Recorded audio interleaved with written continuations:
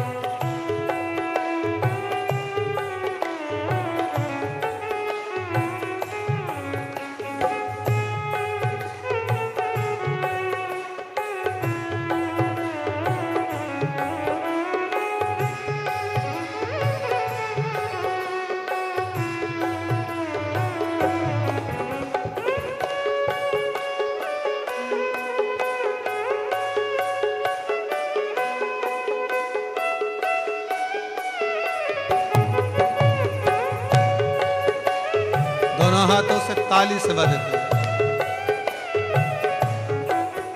मस्तक पे चंदा है, उजियारा कर देगा। मस्तक पे चंदा है, उजियारा कर देगा। मस्तक पे चंदा है, उजियारा कर देगा। मस्तक पे चंदा है, उजियारा कर देगा। मेरा भोला भंडारी है, खाली झोली भर देगा।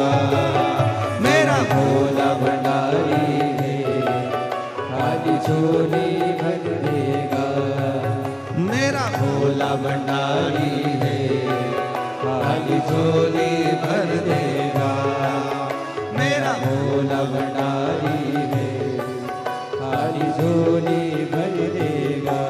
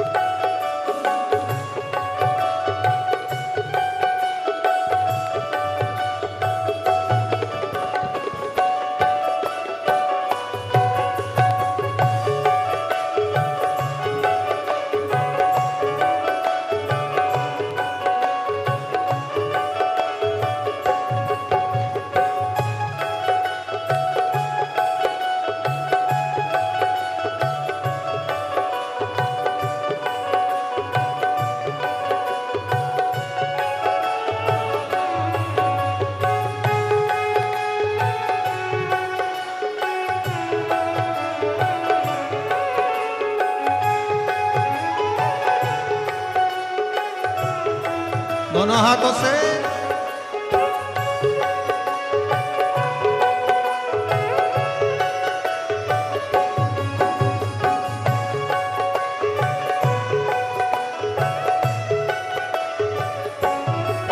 मस्तक पे गंगा है वो शीतल कर देगा। मस्तक पर गंगा है वो शीतल कर देगा। मस्तक पे गंगा है वो शीतल कर देगा। मस्तक पे गंगा है वो शीतल कर देगा। मेरा भोला भंडारी है खाली झोली भर देगा। मेरा भोला भंडारी है खाली झोली भर देगा। दिल से पूछोगे दिल से दे देगा। जो दिल से मांगोगे वो दिल से दे देगा। जो दिल से मांगोगे वो दिल से दे देगा। मेरा भोला भंडारी है, मेरा भोला भंडारी है खाली झोली भर देगा। मेरा भोला भंडारी है खाली झोली भर देगा। ओ मेरे भंडारी है खाली झोली भर देगा। ओ मेरे भंडारी है खाली झोली भर देगा।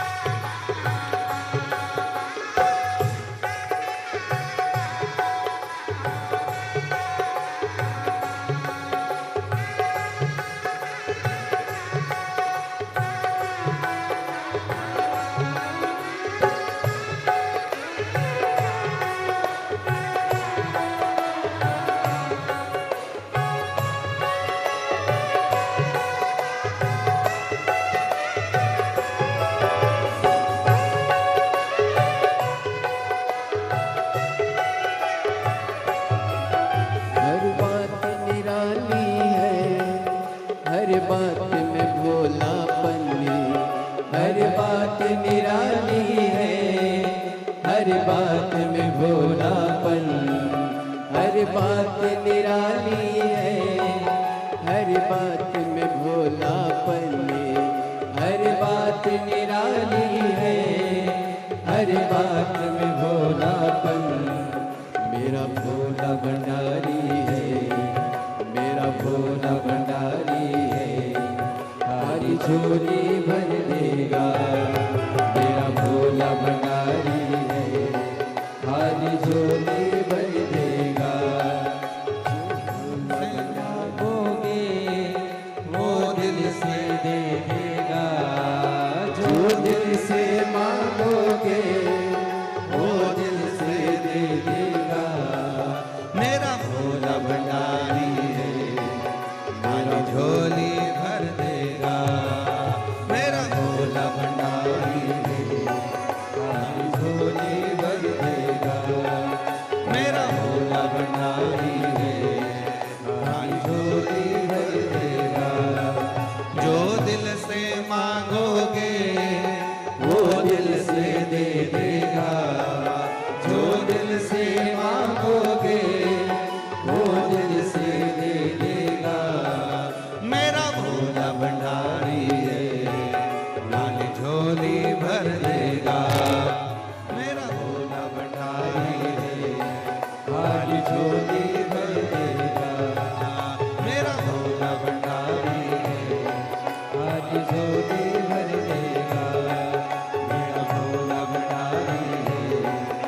आज झोली भर देगा मेरा भोला भंडारी है आज झोली भर देगा मेरा भोला भंडारी है आज झोली भर देगा मेरा भोला भंडारी है आज झोली भर देगा मेरा भोला भंडारी है आज झोली भर देगा हार हार।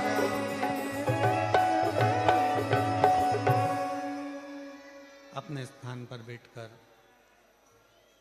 बाबा देवादिदेव महादेव को अपने मन का भाव बड़े हृदय से दिल से बाबा को प्रार्थना करिए, विनय करिए, निवेदन करिए, बाबा को अपने मन का भाव कहिए। जहाँ जगह मिले वहाँ बैठ जाओ और दिल से बाबा को अपने मन का भाव कहिए।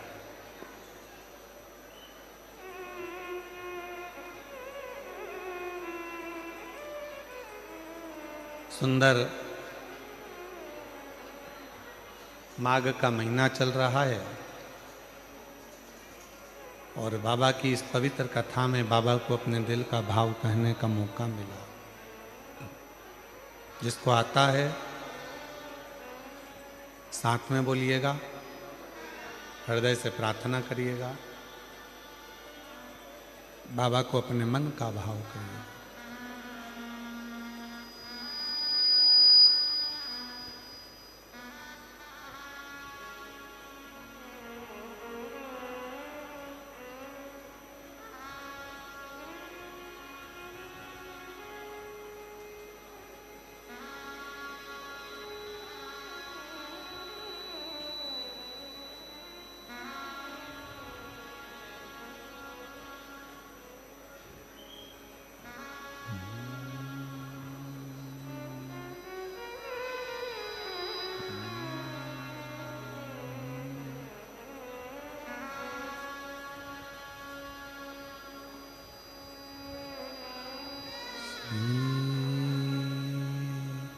शिवाय नमस्तु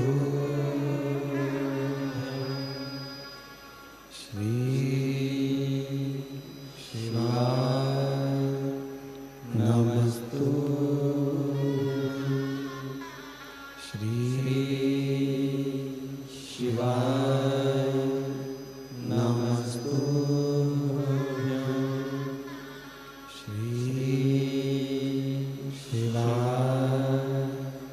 नमस्तु श्री शिवाय नमस्तु भोला सब दुख काटो ओ भोला सब दुख काटो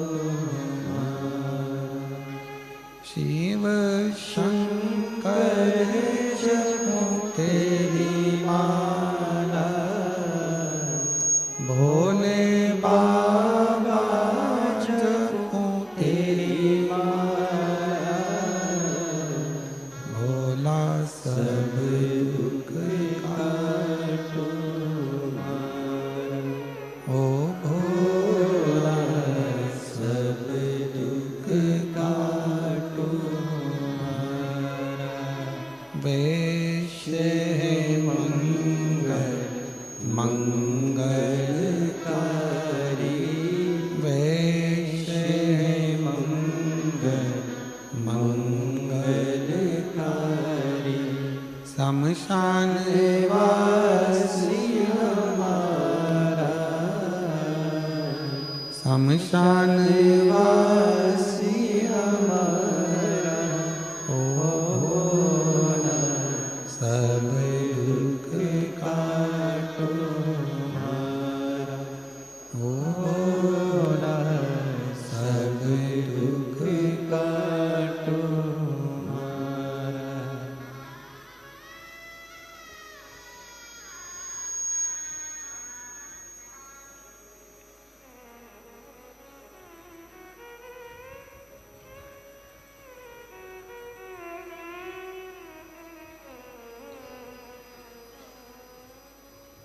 बाबा देवरिदेव महादेव भगवान शिव घड़दानी त्रिकालदर्शी कैलाशी अविनाशी भगवान शंकर की पवित्र कथा कह रहे हैं। शिव महापुराण की कथा वर्णन कर रही है। राजा भोज के चारों तरफ से सेना ने तैयारी कर कर राजा भोज के नगर को घेर लिया।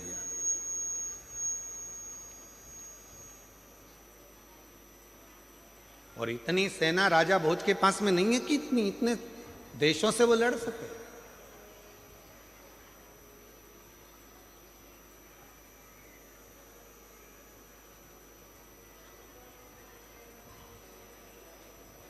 कृपा करिए, संतों ने कहा शिव की आराधना करो। राजा भोज ने रतन, माणिक, मोती, हीरे, पन्ना सब शिव जी को देना प्रारंभ कर, भगवान शंकर को दे रहा।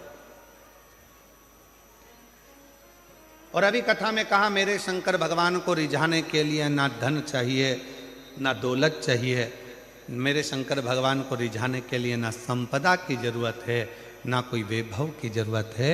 मेरे शिव को रिझाने के लिए केवल एक लोटा जल, वो भी आपके घर का, जो घर में जल हो, जिस भाव का हो, जिस विचार का हो, जिस सोच का हो, जिस भाव का, जिस विचार, जो आप सोच रहे हो, जिस सोच का हो, जिस विचार का, जिस कामना को शिव को समर्पित करिए।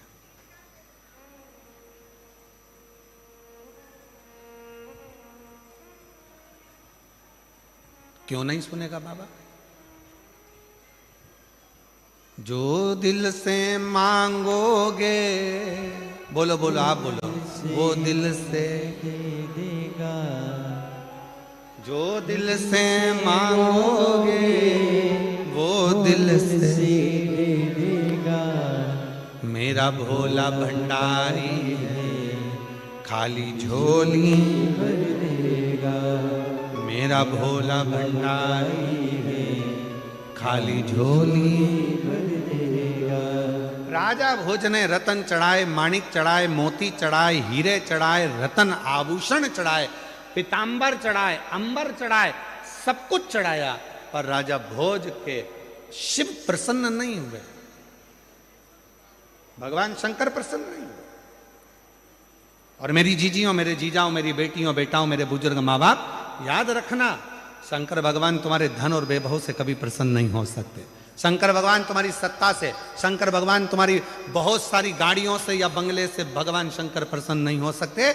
अगर भगवान शंकर को प्रसन्न करना है तो उसका केवल एक साधन है, भीतर से कपट को निकालकर, छल को निकालकर, अपने भीतर से कहीं काम आसक्ति को निकालकर तब शिव को प्रेम का एक लोटा जल समर्पित करिए। शिव उसको स्वीकार कर लेंगे और आपकी झोलियां खुशियों से भरना प्रारंभ कर देंगे। तब शिव स्वीकार। बोल बम का नारा है, हार हार, तब शिव स्वीकार करें। नहीं चाहिए उन्हें।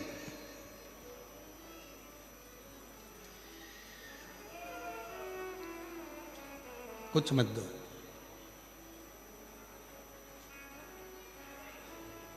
अभी हमने मुंबई की कथा में कहा था कि सूरत में एक मंदिर ऐसा भी है जहां भगवान शंकर को क्या चढ़ता है? अरे जम के तो बोलो, केकड़ा। कौन कौन गए आप लोग दर्शन करने के लिए? गए हो आप लोग? अरे वाह, प्रणाम आपको, नमन। ठीक है। और पूरी कथा सुनाई थी उसकी, शंकर भगवान के उस केकड़े की और शिव की पूरी कथा कही थी कि जब मेरे भगवान प्रतिदिन, मेरे राम जी महाराज रोज का एक पार्थिव लिंग का निर्माण करते हैं, पूजन करते हैं। जब समुद्र के तट पर बैठकर पार्थिव लिंग का निर्माण कर रहे थे, बार बार वो केकड़ा शिव जी के पास में आकर पूजन पर चढ़ रहा था। शंकर भगवान की पूजन में से राम जी उसको हटा रहे थे, फिर आ जाता था, लक्ष्मण जी फिर हटा देते थे, फिर आता था, लक्ष्मण जी फिर हटा देते थे। आखिरी में राम जी मुस्कुरा दिए। आखिरी में भगवान राम के चेहरे पर हंसी आ, प्रसन्नता। और भगवान ने देखा लक्ष्मण ऐसे नहीं मानने वाला, इसको तो शंकर जी का जब विसर्जन होगा तो उसी के साथ इसको पानी में छोड़ दो। जो शंकर जी के विसर्जन में पानी में छोड़ा तो राम जी ने कहा तेरी भक्ति शिव के प्रति है, जा समुद्र के तट पर तू शंकर की आराधना करेगा और शिव तेरी भक्ति से प्रसन्न हो जाएगा। आज सूरत एक ऐसी भूमि है जहां पर शंकर भगवान के शिवलिंग पर केकड़ा आकर बैठ जाता है।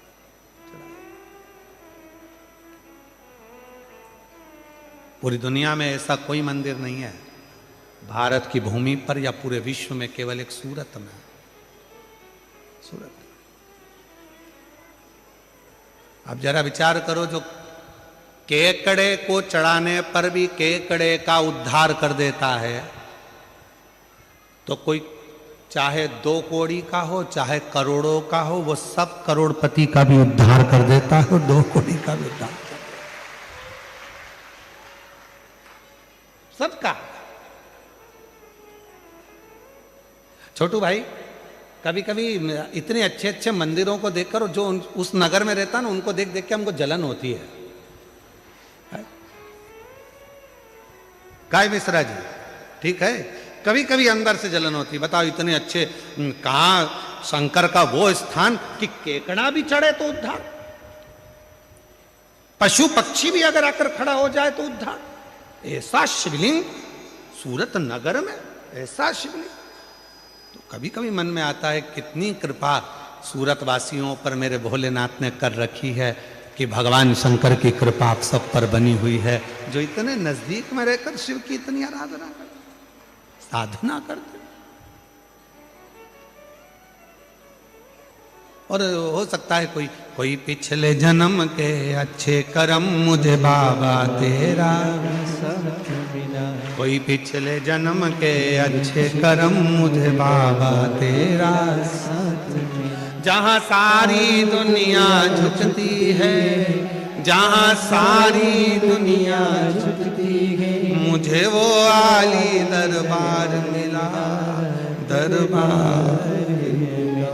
कोई पिछले जन्म के अच्छे कर्म मुझे बाबा तेरा साथ मिला। कोई पूर्व का अच्छा कर्म होगा जिसके कारणवश भगवान शंकर ने कृपा करी, शिव जी ने करुणा करी, शिव ने दया करी।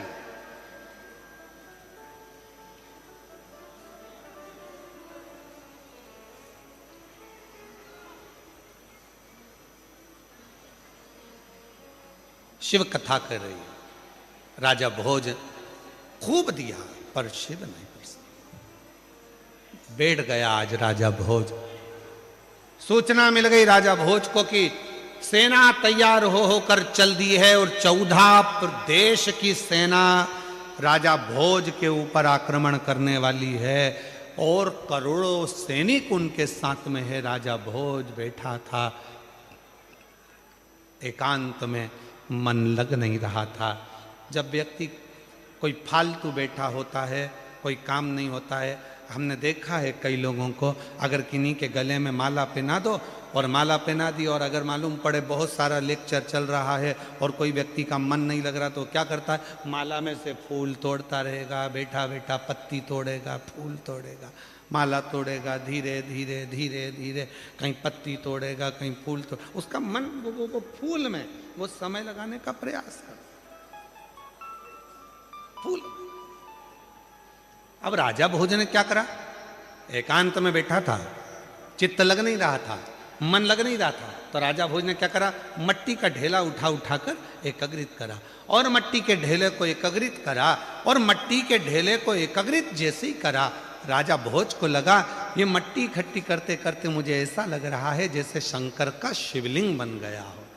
पर मैंने तो इतनी शिव की आराधना करी है, जिसने जैसा कहा मैंने शंकर की वैसी आराधना करी, तो भी शिव प्रसन्न नहीं होते हैं। और राजा भोज की आंख में से आंसू उस मिट्टी के ढेले पर गिर गया। मिट्टी के ढेले पर वो आंख का आंसू गिरा।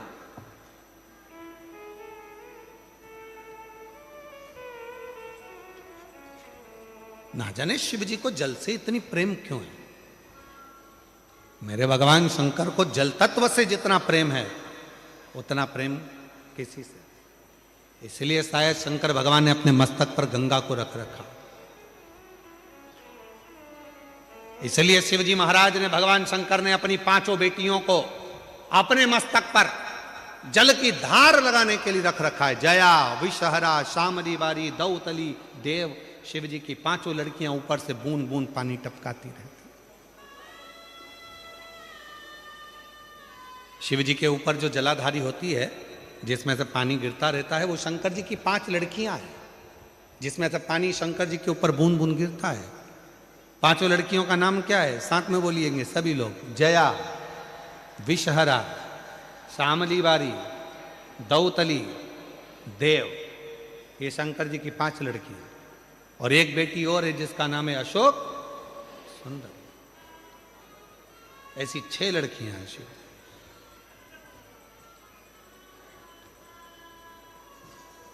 जल की इतनी प्रधानता है शिव। अश्रु गिरा, गिरते से ही शंकर भगवान की दृष्टि पड़ गई। शिव महापुराण की विद्येश्वर संहिता कहती है, जब शंकर भगवान पर हमारे घर का जल गिरता है, चढ़ता है, हमारे घर का जल जब शिव जी के ऊपर समर्पित होता है, तो शिव की दृष्टि हमारे ऊपर होती जरूर है। शंकर भगवान हमको एक बार देखते जरूर, दृष्टि जरूर। उसका प्रमाण क्या है? एक पत्र है, अच्छा है, देखिए।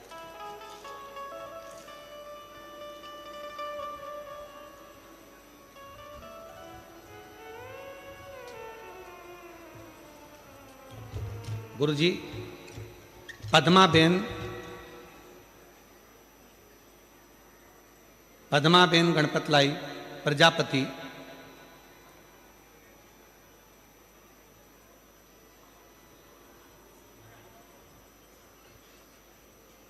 ये बड़ोदरा लिखा है कि मड़ोदरा लिखा है? है? मोडादरा। तुम समझ गए, बस जान दो।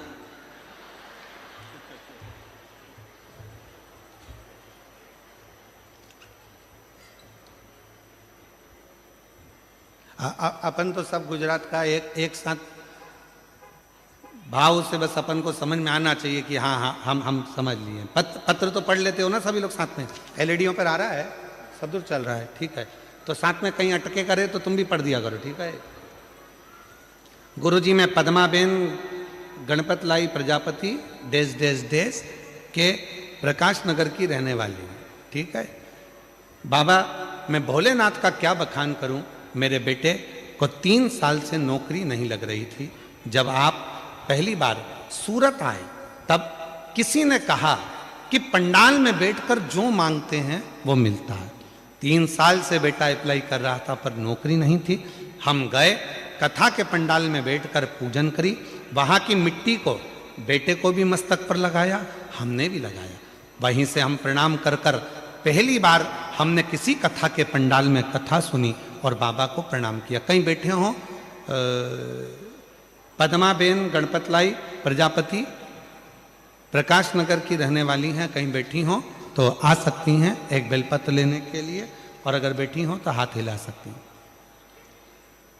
हमने पहली बार सूरत में कथा सुनी थी। हमारा विश्वास नहीं था, क्या ऐसा होता है कि कथा के पंडाल में बैठकर जो मांगो वो बाबा दे देता है। फिर भी हम कथा के पंडाल में पहुंचे, बेटे को साथ लेकर गई, प्रणाम करा, और बाबा की कृपा से आज मेरे बेटे की सरकारी नौकरी लग गई। मैं बाबा को यहाँ प्रणाम करने के लिए यहाँ आई हूँ, बाबा को नमन करने के लिए। दूसरा पत्र देखिए, अच्छा पत्र है।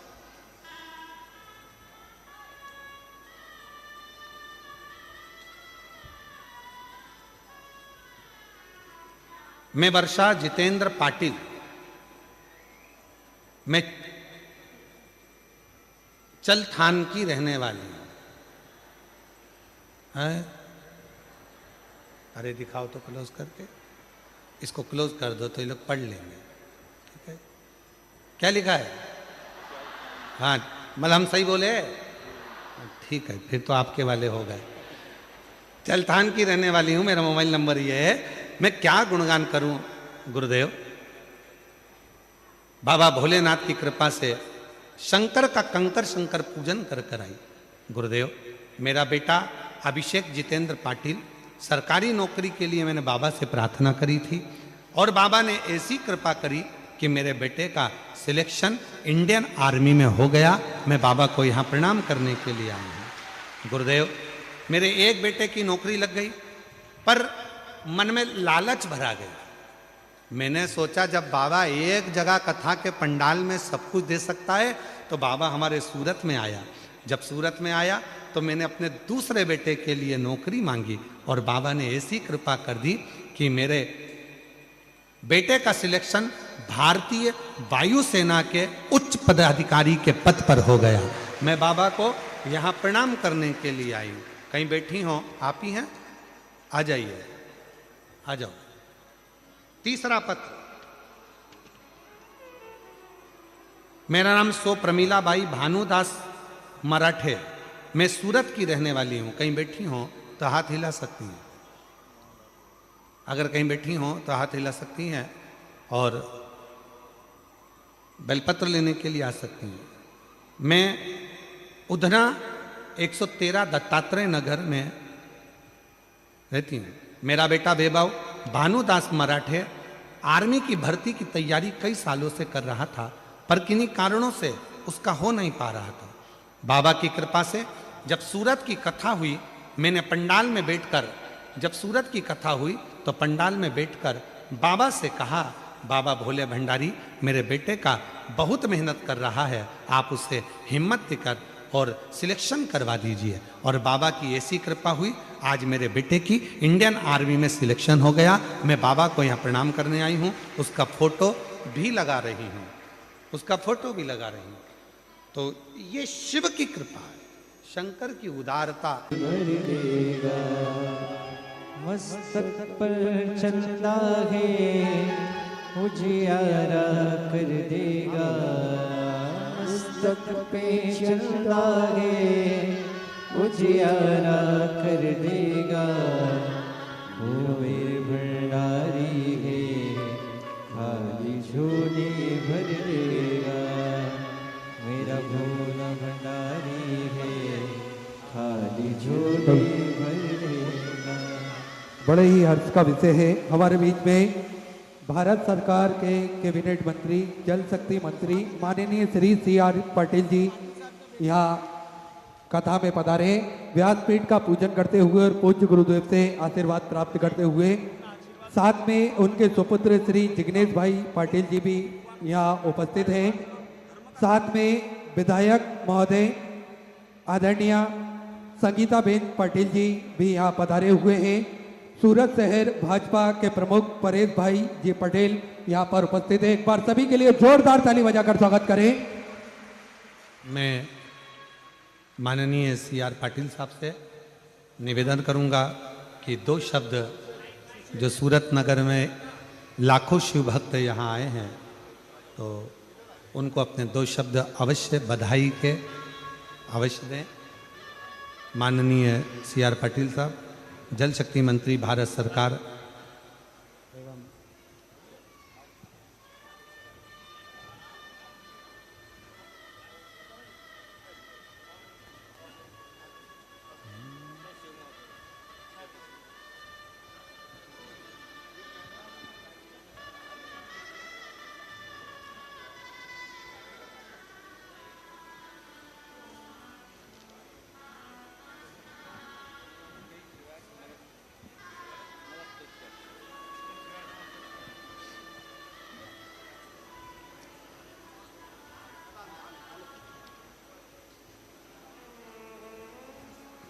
श्री लड्डू गोपाल गौशाला द्वारा आयोजित शिव महापुराण कथा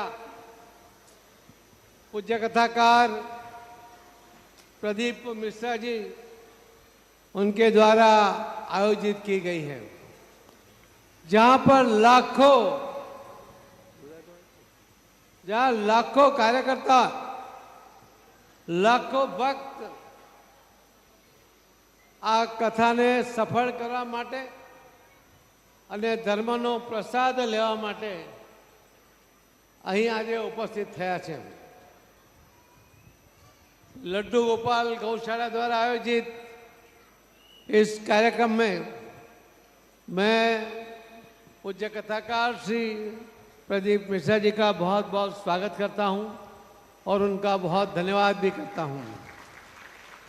कुछ ही महीने पहले आपने सूरत के धरती पर आप आए थे और आज बहुत कम समय में आप वापस सूरत और गुजरात की धरती पर आए हो।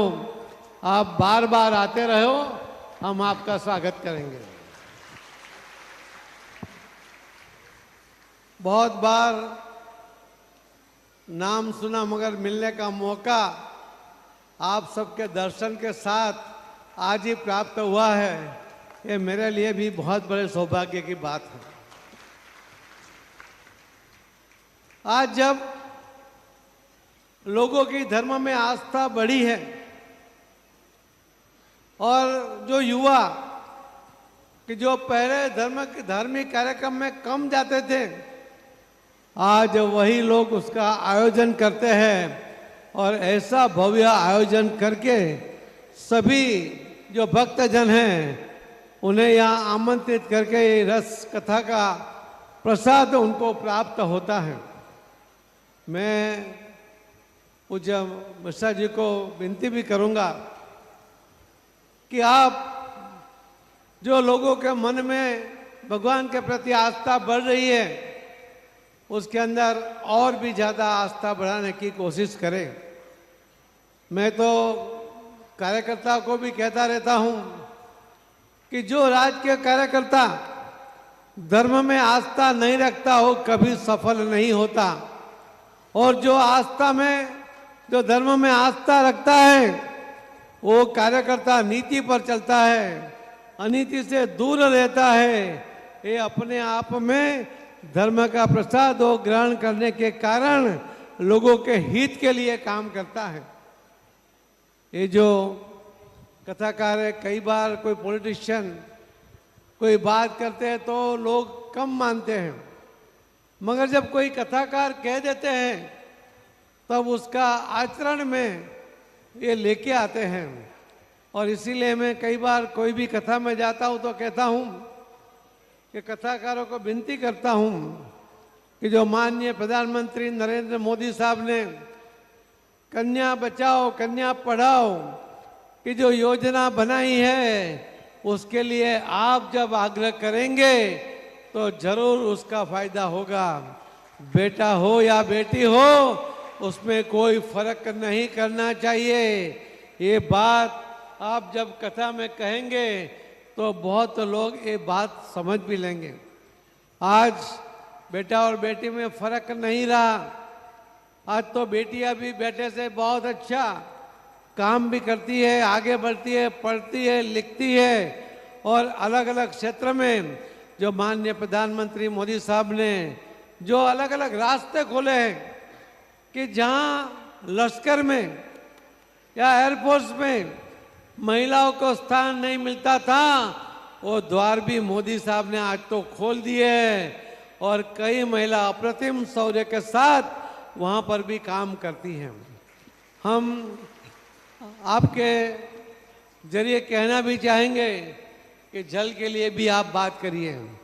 माननीय प्रधानमंत्री मोदी साहब भी कहते हैं कि हमें जल के लिए काम करना पड़ेगा। जब मोदी साहब ने सूरत में एक वर्चुअल कार्यक्रम में कहा था कि जल संचय जन भागीदारी को जन आंदोलन में परिवर्तित करना चाहिए, और इसी के कारण सिर्फ 8 महीने में 35 लाख स्ट्रक्चर सरकार का बिना एक पैसा वो बन पाया था और उसके अंदर करीब 1.6 लाख BCM पानी वो जमीन में उतार पाए।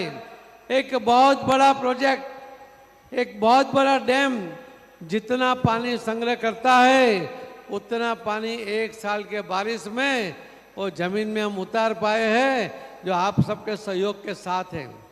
मैं तो आपसे भी विनती करूंगा कि आप सुबह से शाम तक जो ग्लास में पानी पीते हैं तो थोड़ा थोड़ा पानी आप फेंक देते होंगे। अगर पूरे दिन में एक व्यक्ति एक गिलास पानी फेंकेगा तो माननीय प्रधानमंत्री मोदी साहब कहते हैं कि 140 करोड़ पानी का गिलास आप बाहर फेंक देते हो, आपको उसकी कीमत नहीं लगती, मगर ये बहुत ही कीमती चीज है, उसे फेंकिए मत, जितना चाहे उतना पानी पीजिए मगर उसको फेंक मत दो। यही मैं आपसे उम्मीद भी करता हूँ। आज जब यहाँ पर मिश्रा जी की कथा में आप कथा का स्वाद लेने आए हैं, उसमें मैं बहुत आपका समय नहीं लूँगा, मगर मैं आपको कहना चाहूँगा कि प्रदीप मिश्रा जी, आप जब भी आना चाहे दक्षिण गुजरात के दरवाजे आपके लिए खुले हैं। आप जब भी आएंगे तो ये भक्तजनों का प्यार ये आपको मिलता रहेगा। आप तो एक जगह आए, आज थोड़ा दूर दूसरी जगह आए, मैं दक्षिण गुजरात में ही आप 10 बार भी आओगे तो भी आपको यही माहौल और इससे अच्छा माहौल वो आपने को देखने को मिलेगा। मैं आप सभी को और जिन्होंने भी इसमें सहयोग किया है उन सबको मैं बहुत बहुत शुभकामनाएं देता हूँ।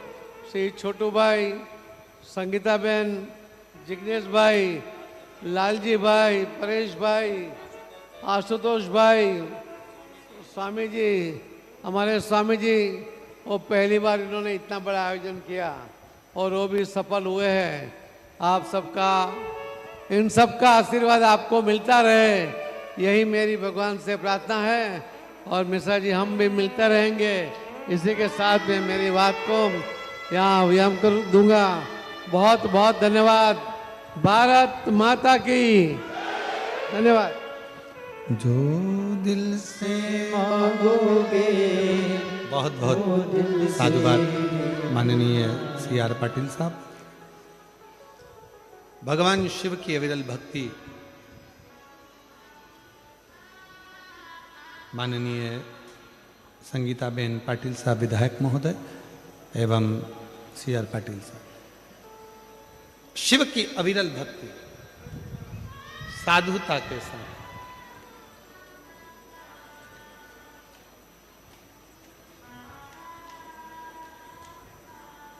आप शिव को कह क्या रहे हैं? भगवान शंकर को अपने मन का भाव क्या कह रहे हैं?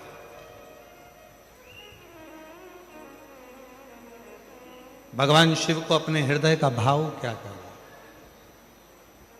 अभी माननीय मंत्री महोदय कह रहे थे जल के लिए, पर्यावरण के लिए।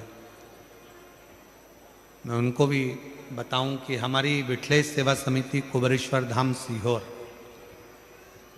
इस वर्ष जो महाशिवरात्रि आ रही है, उस महाशिवरात्रि को ग्रीन शिवरात्रि का नाम दिया है, जिसमें प्रत्येक घर से एक बेलपत्र का पौधा पूरे विश्व में लोग लगा रहे हैं और उस पौधे को रोपित कर रहे हैं उस शिवरात्रि के दिन। कहते हैं शिवरात्रि के दिन लगाया गया पौधा हमारे घर का वंश बढ़ाता है। इसलिए महाशिवरात्रि के दिन इस ग्रीन शिवरात्रि को मनाएंगे आप और हम सब, और वृक्षारोपण कर कर पूरी पृथ्वी को हरा भरा करेंगे। और जो 12 महीने शिवरात्रि आती है, उस 12 महीने की शिवरात्रि पर उस वृक्ष को जल अवश्य चढ़ाएंगे, जिससे हमारे 12 महीने बाबा देव अधिदेव महादेव की शरण में निकलें और हमारा जीवन सार्थक हो। शिव तत्व कह रहा है, राजा भोज की कथा कह रही है। महाराज, मिट्टी के ढेले पर अश्रु गिर गया, राजा भोज समझ नहीं पाया, ध्यान नहीं गया, बस दुखी थे अंदर से, नैनों से नीर बह रहा था, आंखों में से आंसू निकल रहे थे। और जब नैनों में से नीर बह रहा है, वो अश्रु जब मिट्टी के ढेले पर गिरे तभी मेरे भगवान शिव का ध्यान गया। कई लोग कहते हैं गुरुजी शंकर भगवान पे हम जल चढ़ाते हैं और आप कहते हो शिव जी हमारे मन की बात सुनते हैं, तो केवल जल चढ़ाने से बाबा भोलेनाथ मन की बात कैसे सुन लेते? केवल जल चढ़ाने से? शिव महापुराण की विद्धेश्वर संहिता में वर्णन आता है कि जब हम भगवान शंकर को जल जैसे ही चढ़ाते, जैसे कोई व्यक्ति बेसुध है, उसकी शुद्धता नहीं है, और हमने जैसे ही जल का छींटा दिया उसकी आंखें खुली और उन्होंने देखा, उसी तरह जब हम अपने घर का जल एक लोटा लेकर जाते हैं और शंकर भगवान को जब समर्पित करते हैं तो एकदम भगवान शिव का ध्यान हमारी ओर जाता है, और हम कैसे भी जीव हों तो भी भगवान देवाधिदेव महादेव हमारा कल्याण कर देते हैं, कैसे भी जीव। आइए आ जाओ।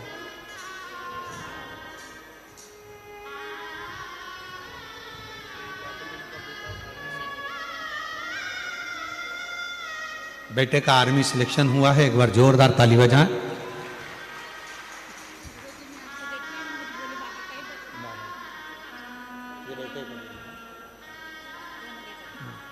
एक बेटे का इंडियन आर्मी में, एक का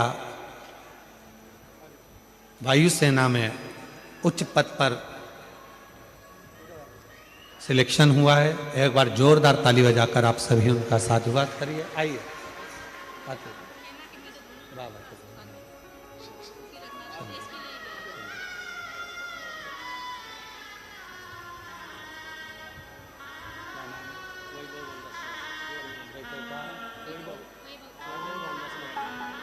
बेटे का आर्मी में सिलेक्शन हुआ है, एक बार जोरदार ताली बजाएं।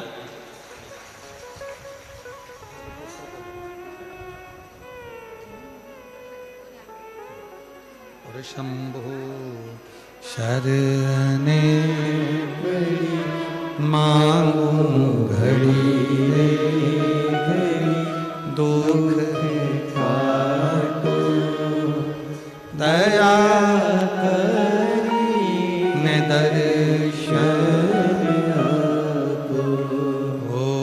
शंभु शरणे पड़ी मांगू घड़ी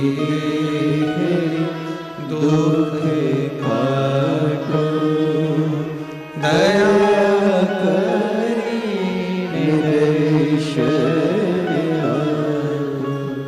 राजा भोज की आंख से आंसू गिरा। भगवान शिव पर कृपा, भगवान शंकर ने राजा भोज पर करुणा करी और शिव जी उसी समय इंद्रदेव को भेज दिए। इंद्रदेव ने एक वृद्ध बूढ़े का रूप रखा और बूढ़े का रूप रखकर इंद्रदेव पहुंच गए तुरंत राजा भोज के यहाँ। राजा भोज एकांत में बैठे हुए थे, आंखों से आंसू बह रहा था, मिट्टी का ढेला था। जैसे ही पहुंचते से राजा भोज को इंद्रदेव ने देखा और इंद्रदेव को देखकर तुरंत इंद्रदेव ने राजा भोज को देखा तो राजा भोज की दृष्टि जैसे ही गई, कोई बूढ़ा है, मस्तक पर तिलक लगा है, कंधे पर यज्ञोपवीत पड़ा है, हाथ में एक लकुटी डंडा पकड़ा हुआ है। पूछा, ए बाबा कौन हो? राजा भोज पूछ रहा है कि तुम कौन हो? आ जाओ आ जाइए। राजा भोज पूछ रहा है तुम कौन हो?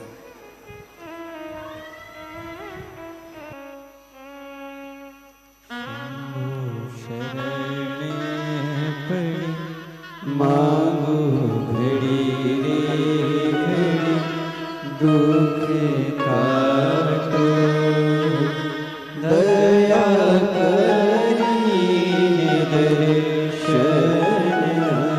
दीदी कह रही है हिंदी में लिखना नहीं आता, बताना तो बहुत कुछ था।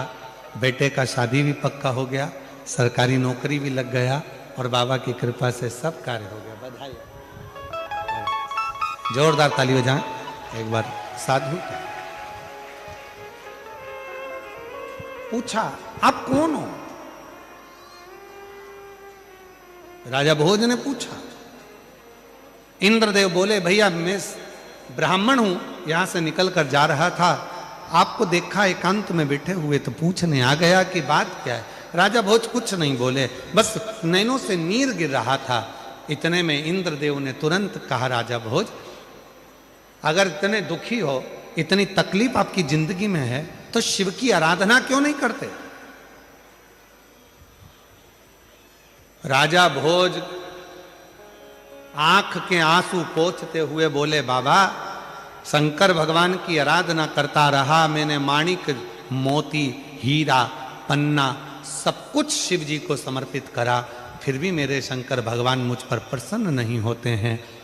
14 देश के राजाओं ने मेरे ऊपर आक्रमण कर दिया है और मेरे पास इतनी सेना नहीं है, मैं कैसे युद्ध लड़ूंगा, क्या करूंगा? अब तो लगता है कि सब कुछ समाप्त हो जाएगा।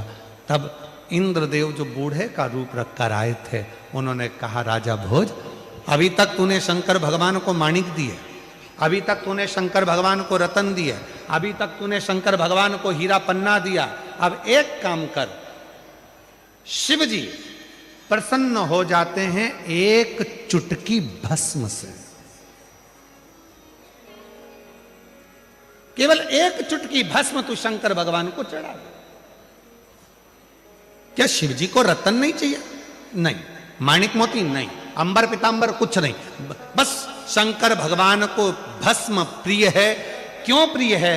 क्योंकि शंकर भगवान की अर्धांगिनी माता सती जब जलकर भस्म हुई थी, उस राख को मेरे शंकर भगवान ने अपने तन पर धारण कर लिया था और वो भस्म शिव को इतनी प्रिय हो गई कि दुनिया का कोई व्यक्ति एक चुटकी भस्म भी अगर शिव को चढ़ा देता है तो शंकर भगवान उसके कष्टों को, उसके दुखों को समाप्त कर देते हैं। इतनी कृपा शिव कर देते, इतनी कृपा। ठीक है, गए। राजा भोज ने एक क्षण की देरी नहीं करी, क्योंकि 14 देश की सेना चारों तरफ से आ रही थी और राजा भोज ने थोड़ी सी भस्म उठाकर भगवान देवाधिदेव महादेव को समर्पित कर दी। भस्म चढ़ी, राजा ने अपने शरीर पर 11 स्थानों पर भस्म को लगा लिया और वो भस्म लगाकर राजा भोज जब तलवार लेकर अपनी सेना को साथ लेकर चारों तरफ राज्य में जब खड़ा हो गया, शिव की ऐसी कृपा हुई कि जहां जहां मस्तक पर लगी हुई भस्म का कण गिर रहा था, जो सेना आ रही थी उसका पांव आगे बढ़ ही नहीं पा रहा था। जो सेना आ रही है उसका पांव ही नहीं बढ़ पा रहा, वो सेना आगे ही नहीं बढ़ पा रही। 14 देश के राजा हार कर चले गए। राजा भोज बैठे थे, आज देवाधिदेव महादेव को साधुवाद देने लगे, बाबा इतने बड़ी सेना को हराना ये किसी के बस की बात नहीं है, पर बाबा अगर इतनी बड़ी सेना को अगर हराया है और इतना बड़ा विजय अगर मुझे प्रदान करी है तो केवल वो तुम्हारे भस्म ने करी है, केवल तुम्हारे भस्म। इसलिए मेरी जीजियों, कभी कभी जब आपको ऐसा लगने लगे कि बहुत अकेली हूं, सब ने साथ छोड़ दिया, कोई मेरा साथ नहीं देता, परिवार नाते रिश्ते कुटुंब कबीले सब मुझे छोड़ दिए, तब शंकर के मंदिर में जब आप बैठे हो या जल चढ़ा रहे हो तो वहाँ की जो रज है, वहाँ की जो मिट्टी है, वहाँ का जो कण है, वहाँ की जो रज है, मिट्टी है, उसको भी अगर अपने मस्तक पर चढ़ाओगे तो निश्चित है उस रज में ना जाने कौन सा शिव भक्त अपने मस्तक पर त्रिपुंड लगाकर आया होगा, शरीर पर भस्म लगाकर आया होगा, वो भस्म की कण जमीन पर गिरी होगी, वो कण जब हमारे शरीर पर लगेगी तो निश्चित है कि तुम्हारा दुख कटेगा जरूर, वो दुख समाप्त जरूर, दुख समाप्त।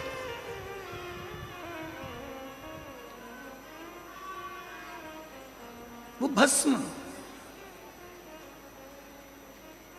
चपटी भभूत में है खजाना, जो तन पर भस्म चढ़ रही है। भगवान हुआ क्या, शिव महापुराण में महत्तम में वर्णन आता है, एक देवराज नामक का ब्राह्मण, जो कभी ब्राह्मण कुल में रहने के बाद भी ब्राह्मण कर्म नहीं कर पाया, जिसने कभी ना वेद पढ़ा, ना शास्त्र पढ़ा, ना कोई क्रम करा, ना कोई पाठ पूजन करी, ना कभी शंकर के मंदिर में गया, फिर भी वो देवराज मरा तो उसको लेने के लिए देवाधिदेव महादेव आ गए और नंदी पर बिठाकर लेकर गए।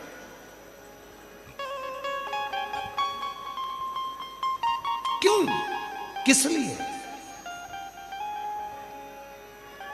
क्या कारण था? केवल एक कारण, देवराज नाम के ब्राह्मण की माता शिव के मंदिर में जाती थी, शंकर के मंदिर में झाड़ू लगाती थी, शंकर के मंदिर में पोछा लगाती थी, शंकर के मंदिर में जल चढ़ाती थी, शंकर के मंदिर में जाकर आराधना करती थी। और वो देवराज नाम का ब्राह्मण, जो ब्राह्मण कुल में जन्मा था, ब्राह्मण के घर में जन्म लेने के बाद भी ब्राह्मण कर्म नहीं कर पाया, ब्राह्मण कर्म से वंचित रह गया, चोरी करता, घर में अच्छी पत्नी थी, बच्चे थे, कुटुंब था, इसके बाद भी पर स्त्री का गमन करने गया और एक दूसरी स्त्री के कहने पर रानी के गले का हार चुरा कर लेकर आ गया।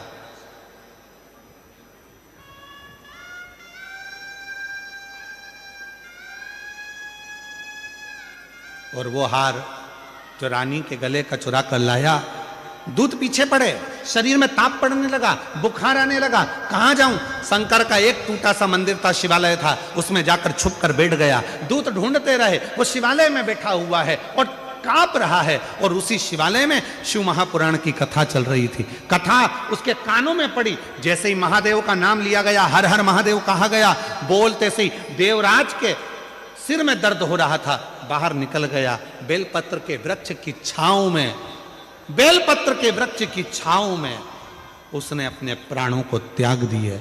और जैसे ही प्राण त्यागे, मेरे ओघड़दानी उसको नंदी पर बिठाकर ले जा रहे हैं।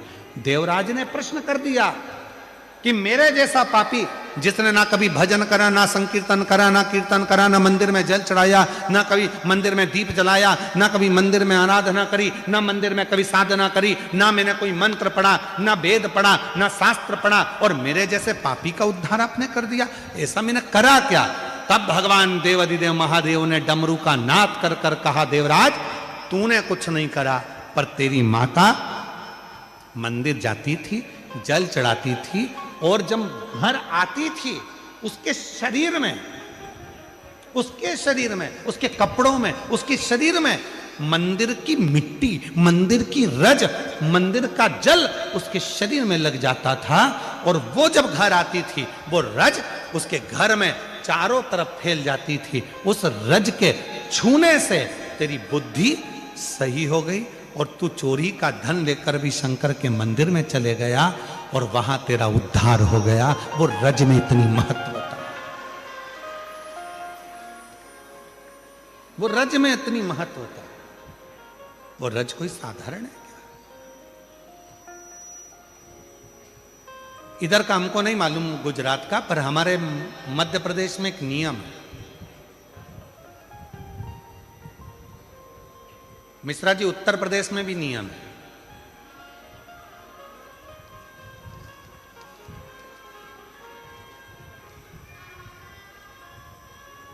इधर गुजरात का छोटू भाई हमको नहीं मालूम है, परंतु हमारे उधर मध्य प्रदेश में, उत्तर प्रदेश में, सेंगर जी तुम कहाँ के हो हमें नहीं मालूम, तुम भी उत्तर प्रदेश के हो क्या? हाँ, तो तुम्हारे कोई मालूम होगा। उधर साइड में एक नियम है, जब कोई बड़ा तीर्थ कर कर घर आता है ना कोई व्यक्ति, तो उसके कपड़े की रज शरीर पर दूसरे लोग मलते हैं। जैसे उसका शरीर, जो उसने कपड़ा वहां पहना था, तीर्थ में गया था, जो कपड़े पहनकर आता है, उस कपड़े को धोते नहीं है, घर में झड़ाते हैं, उसके कपड़े की रज को शरीर से लगाते हैं। क्यों? हम तो बद्रीनाथ नहीं गए, हम केदारनाथ नहीं गए, हम अमरनाथ नहीं गए, हम सोमनाथ नहीं गए, हम द्वारका नहीं गए, हम रामेश्वरम नहीं गए, हम जगन्नाथ नहीं गए, पर जो होकर आया है उसके कपड़े में जो रज लगी होगी वो मंदिर की ही तो रज होगी, जब हमारे शरीर से लगेगी तो हम जैसे जीवों का भी कल्याण कर देगी। इसलिए उस रज को लगा, रज को लगा।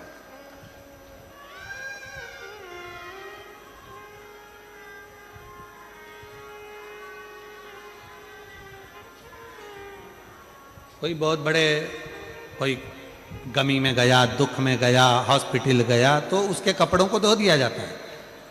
पर कोई तीर्थ गया,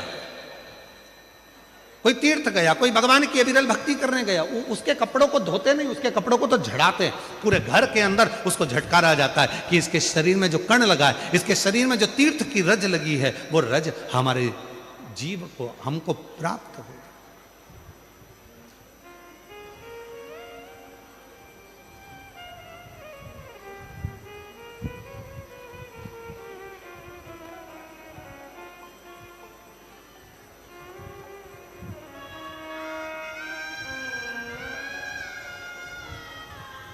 और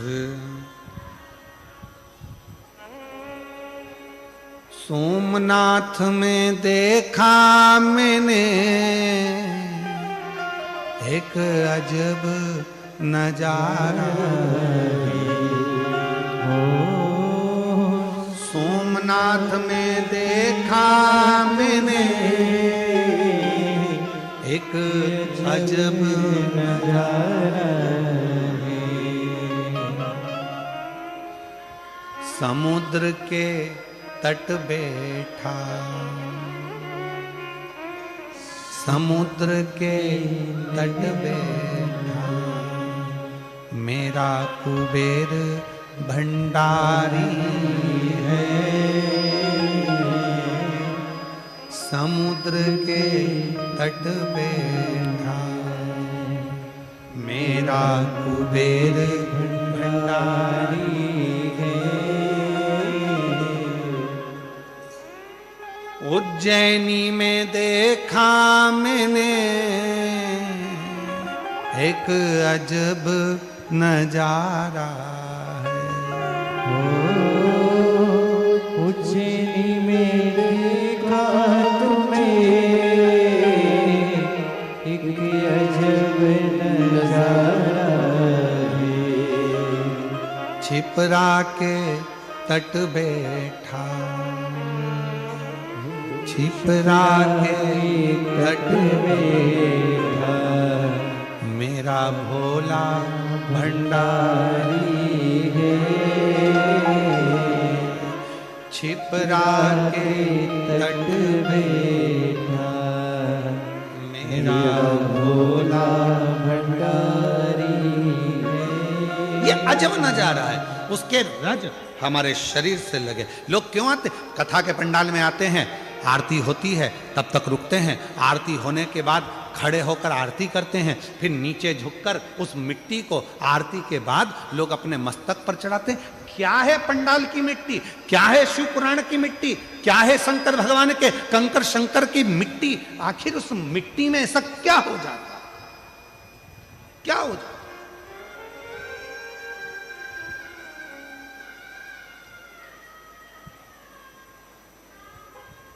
पच्चीस 30 साल तक औलाद नहीं हुई, लगा ली मिट्टी गर्भ से। क्या है उस मिट्टी में? क्या? देवराज तर गया उस मिट्टी से। बिंदुक नाम का एक ब्राह्मण,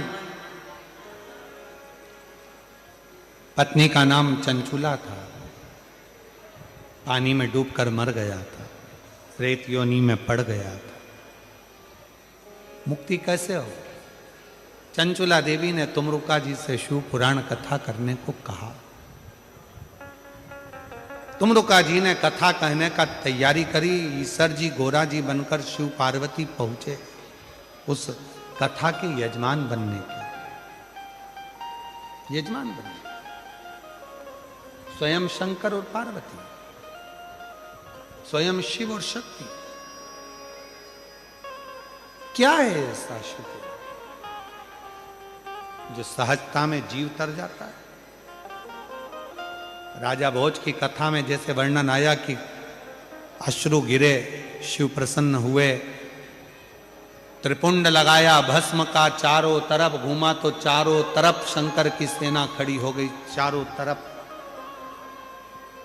मेरी जीजियों, मेरे जीजाओं, मेरी बेटियों, बेटाओं, मेरे बुजुर्ग माँ बाप, याद रखना, शंकर भगवान के मंदिर में नित्य जाइए, शिव के मंदिर में रोज एक लोटा जल चढ़ाइए।